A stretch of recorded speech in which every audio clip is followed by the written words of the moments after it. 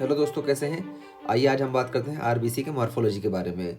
तो different pathological condition में RBC की मॉर्फोलॉजी में क्या चेंजेस आते हैं वो हम देखते हैं। तो सबसे पहले देखिए, यहाँ पे दिखाया गया एक्एंथोसाइट्स। देखिए यहाँ पे कई कंडीशंस दिखाई गई हैं, ये सारी कंडीशंस हैं, ये हैं और ये कंडीशंस हैं। हम सबको डिटेल में बात करेंगे। तो सबसे पहले हम देखते हैं एक्एंथोसाइट्स क्या होती हैं। तो देखिए एक्एंथोसाइट्स को हम स्पर सेल्स भी बोलते हैं। और ये देखिए इसका एग्जांपल है, ये देखिए एक एक्एंथोसाइट्स वाले सेल आरबीसी बनाई गई है। और इसमें देखिए क्या देखने को मिलता है, projection of varying size at irregular intervals. तो इरेगुलर इंटरवल्स में देखिए प्रोजेक्शन देखने को मिलेगा जो साइज में वेरी करेंगे। देखिए इसका कुछ अलग साइज है, इसकी कुछ अलग साइज है, तो यही varying in size at irregular intervals. और ये क्या है, एक्एंथोसाइट्स आर एसिमेट्रिकल्स। तो यहाँ देखिए एक्एंथोसाइट्स हैं और यहाँ पे एसिमेट्रिक है, ये निमोनिक है इसका। और उसके बाद फिर हम बात करते हैं ये एसोसिएटेड पैथोलॉजी किससे होती है, किस कंडीशन में हमें ये देखने को मिलती है। तो लीवर डिजीज़ में हमें ये देखने को मिलेगी, और एबिटालिपोप्रोटीनीमिया में हमें देखने को मिलेगी। और ये डिजीज़ क्या है, इसमें फैट को एब्जॉर्ब करने की कैपेसिटी कम हो जाती है, और इसीलिए फैट सॉल्युबल विटामिन जो होती हैं जैसे विटामिन ए डी ई के है, इन सबको एब्जॉर्ब करने की कैपेसिटी कम हो जाती है। और विटामिन ई डिफिशिएंसी की कंडीशन में भी हमें ये सेल्स देखने को मिलेंगे।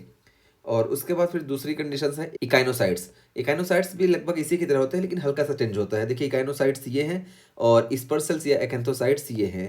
इस एक्एंथोसाइट्स को स्पर्सेल्स बोलते हैं और इकाइनोसाइट्स को बर्सेल्स बोलते हैं।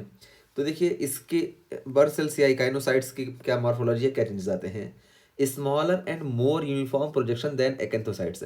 एक्एंथोसाइट्स से छोटे होंगे और मोर यूनिफॉर्म होंगे। और इसमें देखिए इकाइंथोसाइट्स आर इवन, तो इकाइंथोसाइट्स ई है और यहाँ पे इवन है। तो ये देखिए यहाँ पे ए था और एसिमेट्रिकल था, और यहाँ पे ई है और ये इवन है। तो यही यहाँ पे दिखाया गया। देखिए इससे ये छोटे होंगे और इसके मुकाबले इसमें ज़्यादा सिमेट्री होगी। और ये किस कंडीशंस में देखने को मिलते हैं, लीवर डिजीज़ में, ईएसआरडी में, ईएसआरडी एंड स्टेज रीनल डिजीज़ में, और पायरुवेट काइनेज डिफिशिएंसी। तो इन तीनों कंडीशंस में ये इकाइंथोसाइट्स देखने को मिलते हैं। और उसके बाद अगली कंडीशंस है डेक्रोसाइट्स। तो डेक्रोसाइट्स देखिए टीयर ड्रॉप सेल्स, यहाँ नाम से ही हमें पता चल रहा है। देखिए टीयर ड्रॉप सेल्स की तरह ये बन जाएंगे। और ये कब बनते हैं, RBC states a tear, RBC tear की तरह बन जाएंगे because it's mechanically squeezed out of its home in the bone marrow. तो बोन मैरो में ये मैकेनिकली सिक्विज्ड हो जाते हैं, जिसकी वजह से ये देखिए ये टीयर फॉर्म में बन जाते हैं, टीयर के शेप में बन जाते हैं। और ये किस कंडीशंस में, किस पैथोलॉजिकल कंडीशन में होते हैं, तो बोन मैरो इन्फिल्ट्रेशन में या माइलोफाइब्रोसिस, इस कंडीशन में हमें डेक्रोसाइट्स देखने को मिलेंगे। और उसके बाद अगली कंडीशन है सिस्टोसाइट्स। सिस्टोसाइट्स को हम हेलमेट सेल्स भी बोलते हैं। और यहाँ पे मेन चीज़ क्या होती है कि आरबीसी फ्रेगमेंटेड हो जाते हैं। और ये किस कंडीशंस में देखने को मिलते हैं, महाज, माइक्रो एंजियोपैथिक हिमोलिटिक एनीमियाज, जैसे डीआईसी, डिसएमिनेटेड इंट्रावेस्कुलर कोagulation, या इसी तरीके से टीटीपी या एचयूएस, थ्रम्बोटिक थ्रम्बोसाइटोपेनिक परपरा, या हिमोलिटिक यूरेमिक सिंड्रोम, या इसी तरीके से HELP haemolysis elevated liver enzyme and low platelet syndrome. तो इन कंडीशंस में ये देखने को मिलेंगे। इसी तरीके से मैकेनिकल हेमोलिसिस है, जैसे हार्ट वॉल प्रोस्थेसिस। तो इस कंडीशंस में आरबीसी फ्रेगमेंट हो जाते हैं और हेलमेट सेल्स हमें देखने को मिलेंगे, जिसको हम सिस्टोसाइट्स भी बोलते हैं। और उसके बाद क्या है, डेग्मासाइट्स या बाइट सेल्स। तो डेग्मासाइट्स या बाइट सेल्स कब हमें देखने को मिलते हैं, तो देखिए due to removal of Heinz bodies. तो हिंज बॉडी का फॉर्मेशन हो जाता है आरबीसीज में, जिसको रिमूव करते हैं स्प्लिटिंग मैक्रोफेज। और ये हिंज बॉडी होती क्या है, ये ऑक्सीडेटिव इंजरी को इंडिकेट करती हैं। तो ऑक्सीडेटिव इंजरी जब होती है तो आरबीसी में ऐसे बन जाता है, और इसको स्प्लीन के मैक्रोफेज रिमूव कर देते हैं, जिसकी वजह से यहाँ पे इस तरह का शेप बन जाता है।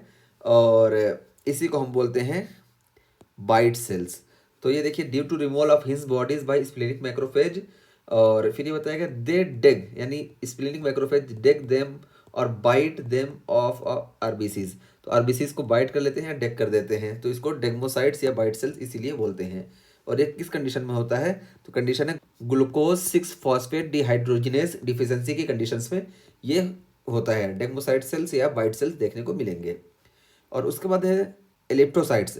तो एलिप्टोसाइट्स से हमें नाम से ही पता चल रहा है कि सेल जो होंगे वो एलिप्टिकल हो जाएंगे। और ये क्यों होते हैं, caused by mutation in genes encoding RBC membrane proteins spectrin. तो स्पेक्ट्रिन को कोड करने वाली जो जीन होती है, यही जो है म्यूटेट हो जाता है इस जीन का म्यूटेशन हो जाता है, जिसकी वजह से स्पेक्ट्रिन का फॉर्मेशन नहीं हो पाता है, जिसकी वजह से आरबीसी जो होते हैं, जो बाइकॉन्केव नॉर्मली होते हैं, ये एलिप्टिक हो जाते हैं। और ये हेरिडेटरी कंडीशंस है, और इसमें मेन चीज़ जो होती है वो जीन म्यूटेट हो जाता है जो स्पेक्ट्रिन को इनकोड करता है।